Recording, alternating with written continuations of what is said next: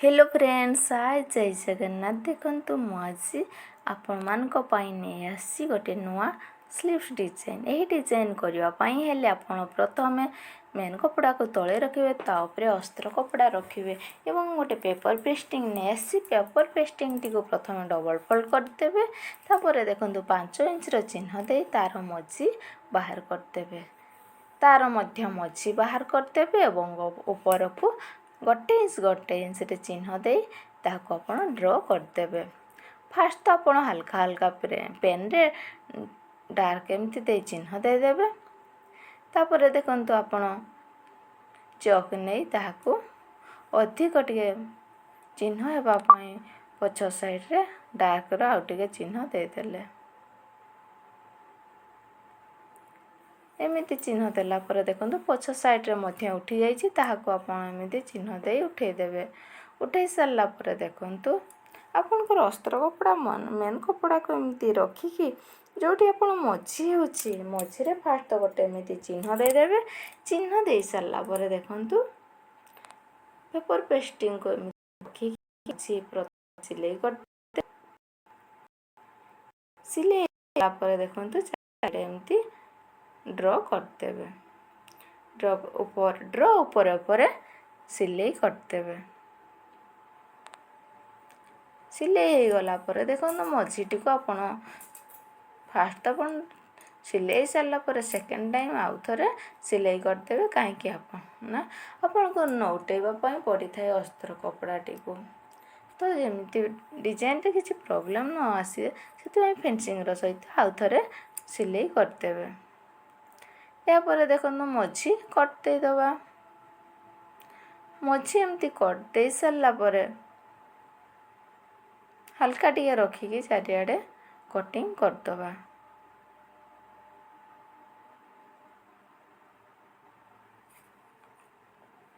दुई साइड जाक एमती कटिंग करी बाहर करदबा मझी कपड़ा को एवं कोण भल से बाहर एमती चारिआडे कट देदबा हल्का हल्का। देखो मु हल्का हल्का चारिआडे एमती डॉट आकार रे कट करदेली। यापर अस्त्र कपड़ाटी को मु नौटे देबी। देखो मुझे दुई साइड आराम से डिजाइन टी को बाहर करी। देखो बाहर करदेली। यापर अस्त्र कपड़ाटी को मु नौटे देली। डिजाइन मोर बाहरी आसिला। यापर मु फिनिशिंग सहित चारिआडे बाहर करदे एमती ता ऊपर ऊपर सिलाई मारदेबे।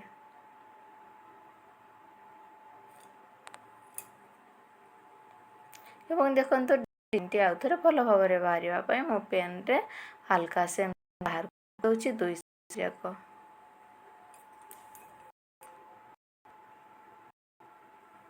बाहर कर सारा पर देखो डिजाइन चारिआडे एमती सिलाई मारदेवी।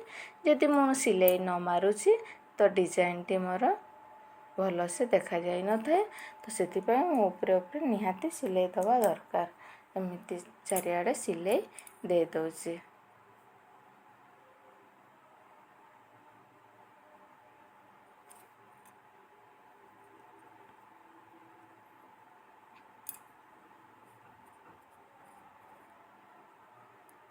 देखो चारिआडे मु सिलाई करदेली।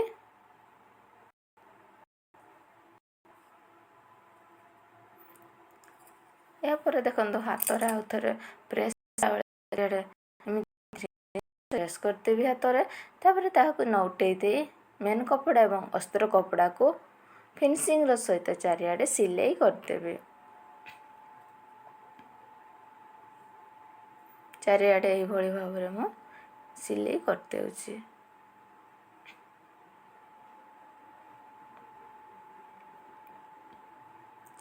सिलाई गला पर एक्स्ट्रा पार्ट को मु फिनिशिंग सहित चारिआडे कट करदेवी। एक्स्ट्रा पार्ट को ही कट करी, अधिक न करी ना। ये देखु छुंची सूता द्वारा केमिति गोटे पट्टी नेबी। पट्टी को एमती प्लेट दे दे मु सिलाई करदेवी। कुंच पकईदेवी। देखो डिजाइन पाई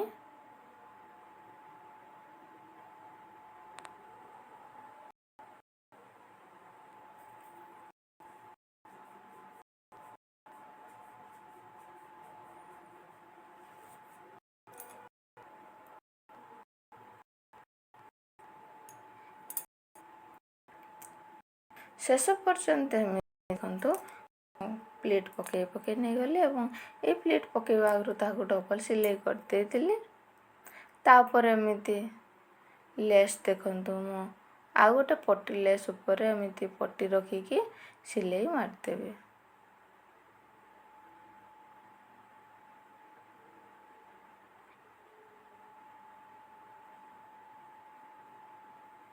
ଏହି ପଟିଟି ଆମର ସୂତା ନ ବାହାରିବା ପାଇଁ ଫିନିସିଂ ଆକାରର ପୁଣି ଭିତରକୁ ମୋଡ଼ିକି ଆଉ ଥରେ ସିଲେଇ କରିଦେବେ।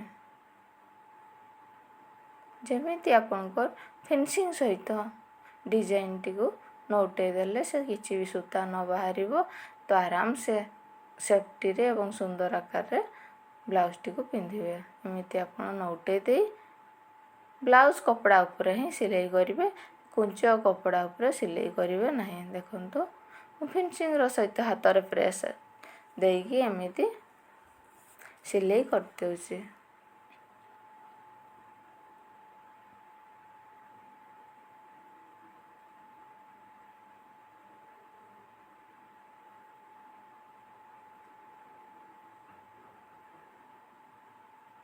ତ ସିଲେଇ ହେଇଗଲା ପରେ ମଝି ପାଟିକୁ ମୁଁ ଛୁଞ୍ଚି ସୂତା ନେଇକି ହାଲକା ଏମିତି ମୁଁ ସିଲେଇ କରିଦେଉଛି, ଯେମିତି ଡିଜାଇନଟି ଅଧିକ ଟାଣି ନଯାଏ। ତ ସେଥିପ୍ରତି ଧ୍ୟାନ ଦେଇ ମୁଁ ହାଲକା ଏମିତି ଦେଖନ୍ତୁ ଛୁଞ୍ଚି ସୂତାରେ ସିଲେଇ କରିଦେଉଛି।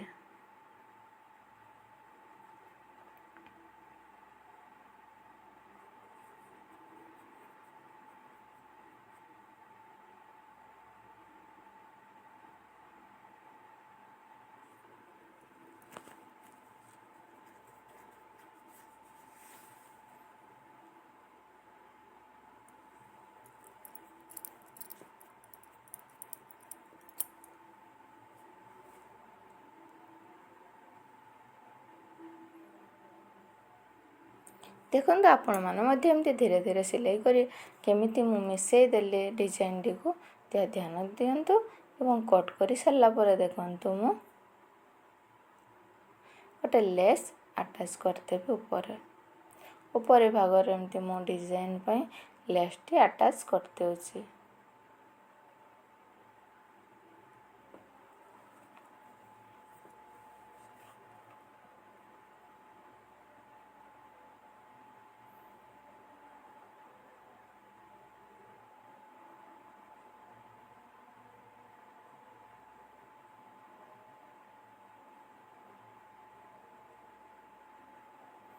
ଏମିତି ଆପଣ ହାଲକା ଧୀରେ ଧୀରେ ଏମିତି ସିଲେଇ କରି ନେଇଯିବେ, ଯେମିତି ଲକ୍ଷ୍ୟ ରଖିବେ ସେ କୁଞ୍ଚ ଉପରେ ଚଢ଼ି ନଯାଉ ଏବଂ ସିଧା ଫିନିସିଂ ଆକାରରେ ସିଲେଇଟି ହେଉ।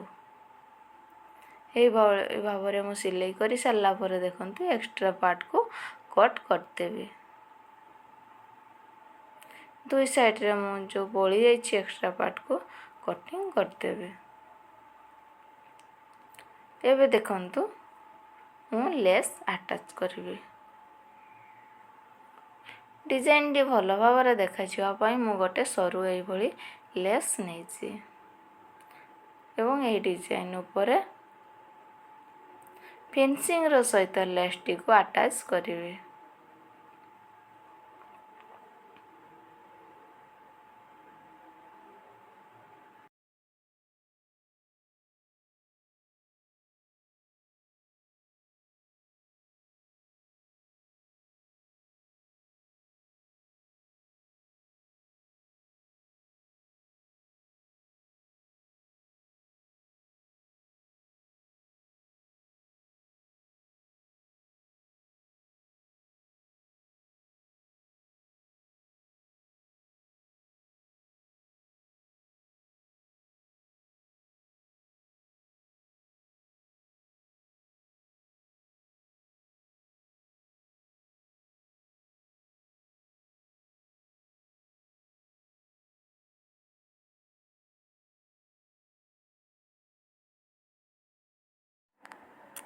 ଲେସ୍ଟିକୁ ଏମିତି ମୋଡ଼ି ସିଲେଇ କରିସାରିଲା ପରେ ଦେଖନ୍ତୁ ଡିଜାଇନ ବଟମଟି ମଝିରେ ଆଟାଚ୍ କରିଦେବି।